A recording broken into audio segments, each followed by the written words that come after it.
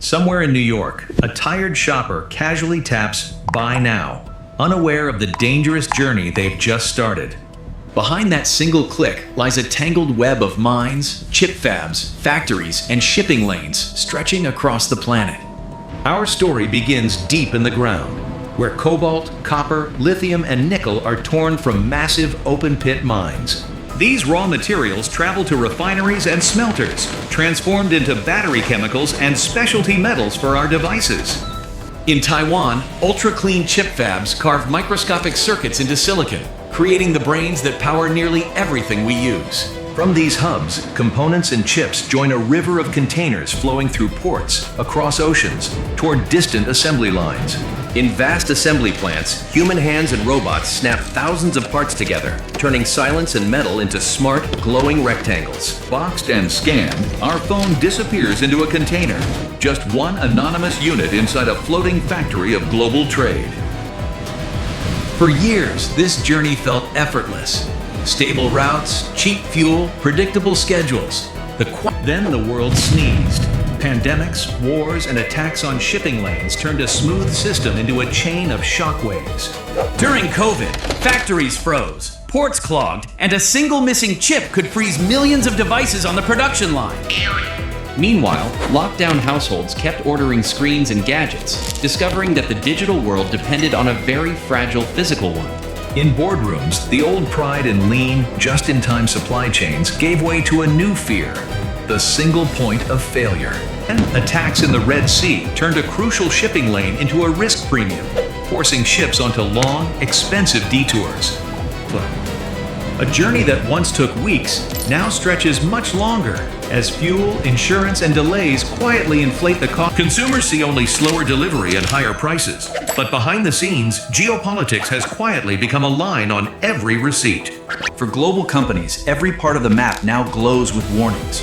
War here, sanctions there, choke points and climate shocks everywhere. The old priority was simple: cut costs. Now, finance chiefs quietly admit the new priority: keep the company alive when the world goes wrong. Operations teams who once optimized for efficiency now stare at a different word: resilience, even if it means sacrificing a little profit. Instead of building supply chains only where labor is cheap, companies now ask a harder question: can we trust this country in a crisis? This is the logic behind friendshoring, shifting factories from risky hotspots toward politically friendly, more reliable partners. The old model concentrated everything in one place. The new model spreads risk across many partners, trading some efficiency for security. For countries like Vietnam, this shift is a once-in-a-generation opening to climb from low-cost workshops into the high-tech factory floor.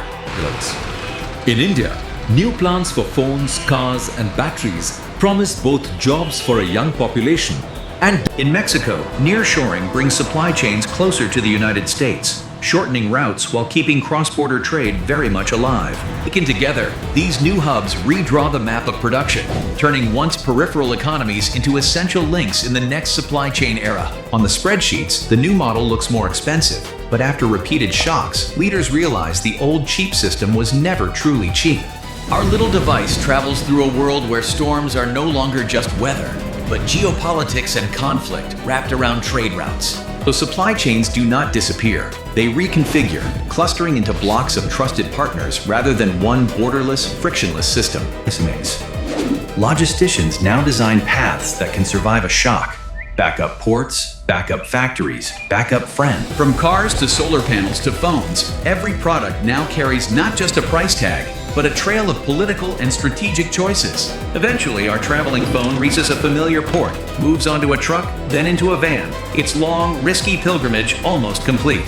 The customer who clicked buy sees only a simple box at their front door, not the chain of risks and decisions hidden inside it. They peel off the plastic, set up their apps, and rarely connect this sleek object to wars, sea lanes, or fragile alliances. Globalization has not vanished.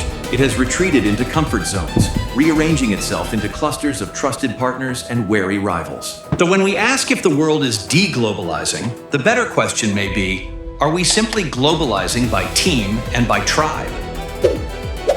What do you think? Are supply chains broken forever or just choosing sides? Share your view. Hit like and subscribe.